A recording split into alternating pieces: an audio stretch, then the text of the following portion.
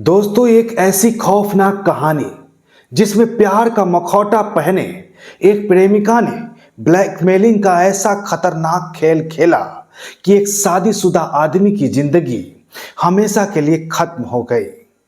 लखनऊ के एक चमकदार मोहल्ले में एक गुप्त रिश्ता और ब्लैकमेलिंग की साजिश ने खून की नदियां बहा दी। रात के सन्नाटे में रचा गया यह खूनी खेल पुलिस को भी हैरान कर गया।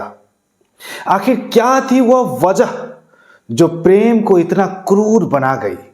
चलिए आज की इस एपिसोड में खोलते हैं लखनऊ के इस दिल दहला देने वाली हत्याकांड का राज।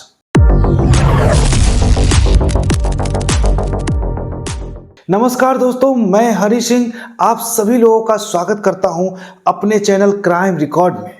दोस्तों, मुझे सपोर्ट करने के लिए वीडियो को लाइक और चैनल को सब्सक्राइब जरूर करें। तो चलिए शुरू करते हैं आज की कहानी, जो है लखनऊ के उस खूंखार ब्लैकमेल हत्याकांड का सच। यह कहानी शुरू होती है लखनऊ के गोमती नगर के एक पॉश इलाके से, जहां 38 साल के संजय और उनकी 35 साल की प्रेमिका रिया गुप्ता का रिश्ता चल रहा था। संजय एक सफल रियल एस्टेट कारोबारी था, जिसकी पत्नी और 2 बच्चे थे। वह अपने परिवार के साथ एक खूबसूरत जिंदगी जी रहा था, लेकिन रिया के साथ उसका अवैध रिश्ता उसकी जिंदगी को तबाह करने वाला था। रिया एक प्राइवेट कंपनी में HR मैनेजर थी और उसकी मुलाकात संजय से एक बिजनेस मीटिंग में हुई। संजय की अमीरी और आत्मविश्वास ने रिया को जल्द ही अपनी ओर खींच लिया। संजय और रिया का रिश्ता धीरे धीरे गहरा हो गया। दोनों चुपके छुपके होटलों में, रेस्तरां में मिलते और संजय ने रिया को महंगे गिफ्ट और पैसे देकर उसका दिल जीत लिया। रिया ने संजय से शादी का वादा किया, लेकिन संजय ने कहा कि वह अपनी पत्नी को तलाक नहीं दे सकता, क्योंकि इससे उसका कारोबार और सामाजिक इज्जत खतरे में पड़ जाएगी। यह सुनकर रिया नाराज हो गई, लेकिन उसने संजय को छोड़ने के बजाय एक खतरनाक खेल शुरू कर दिया। उसने संजय के साथ अपनी अंतरंग तस्वीरें और चैट्स रिकॉर्ड करना शुरू कर दिया और उसे ब्लैकमेल करने की धमकी दे डाली। रिया ने संजय से मोटी रकम और लग्जरी गिफ्ट्स की डिमांड शुरू कर दी, यह कहकर कि अगर उसने मना किया तो वह उनकी तस्वीरें उसकी पत्नी और परिवार वाले को भेज देगी।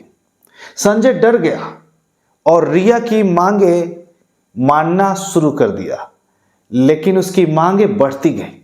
संजय ने रिया से इस रिश्ते को खत्म करने की गुजारिश की, लेकिन रिया ने साफ साफ कहा कि वह इसे कभी नहीं छोड़ेगी। संजय का डर और तनाव बढ़ता गया और रिया ने उसका फायदा उठाकर और दबाव डालकर आखिरकार उसने ऐसी साजिश रची जो संजय की जिंदगी को हमेशा के लिए खत्म कर देगी। रिया ने संजय को फोन करके कहा, मुझे तुमसे आखिरी बार कुछ बातें करनी है, मेरे फ्लैट पर आओ। संजय, जो रिया के ब्लैकमेलिंग से तंग आ चुका था, यह सोचकर गया कि वह शायद उसे समझा सके। वह रिया के फ्लैट पर पहुंचा, जहां रिया ने उसे डिनर के लिए बुलाया था। रिया ने संजय के लिए एक गिलास वाइन तैयार की, जिसमें उसने पहले से ही जहर मिला दिया था। संजय ने जैसे ही वाइन का गिलास पिया, उसे चक्कर आने लगे। उसने रिया से सवाल किया, लेकिन इससे पहले कि वह कुछ समझ पाता, वह सोफे पर गिर पड़ा। उसकी सांसें रुक गई और कुछ ही मिनटों में उसकी मौत हो गई। रिया ने तुरंत नाटक किया और पड़ोसियों को बताया कि संजय को अचानक दिल का दौरा पड़ गया। उसने एम्बुलेंस बुलाई, लेकिन जब डॉक्टरों ने संजय की जांच की तो उन्हें जहर के लक्षण दिखाई दिए। पुलिस को बुलाया गया और पोस्टमार्टम में पुष्टि हुई कि संजय की मौत जहर से हुई थी। पुलिस ने रिया के फ्लैट की तलाशी ली, जहां उन्हें एक ऐसी छोटी सी शीशी मिली जिसमें जहर के अवशेष थे। रिया के फोन में संजय के साथ उसकी चैट्स और ब्लैकमेलिंग की धमकियां मिली। पुलिस ने रिया के लैपटॉप की जांच की, जिसमें जहर खरीदने की ऑनलाइन सर्च हिस्ट्री भी मिली। जब पुलिस ने रिया से सख्ती से पूछताछ की तो वह टूट गई और उसने अपना गुनाह कबूल कर लिया। रिया ने बताया कि वह संजय के पैसे और लग्जरी लाइफ के लिए उसके साथ थी, लेकिन जब उसने रिश्ता तोड़ने की कोशिश की तो उसने उसे ब्लैकमेल करना शुरू कर दिया। जब संजय ने उसकी मांगे पूरी करने से इनकार किया तो रिया ने उसे मारने का फैसला किया। उसने कहा, मैं उसे अपनी पत्नी और परिवार के साथ खुश नहीं देख सकती थी।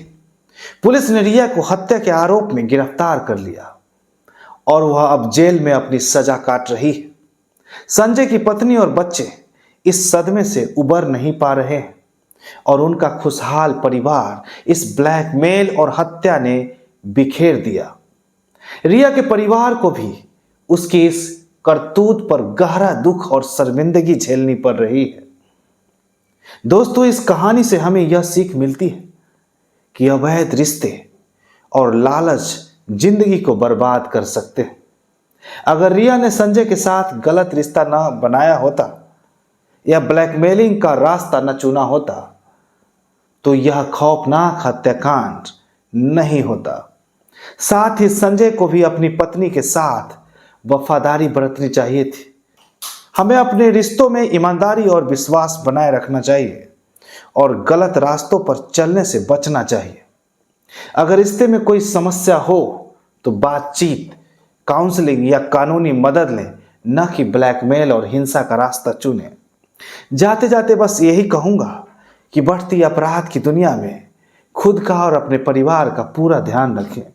खुश रहें, स्वस्थ रहें और क्राइम रिकॉर्ड चैनल पर बने रहें। तब तक के लिए धन्यवाद। जय हिंद।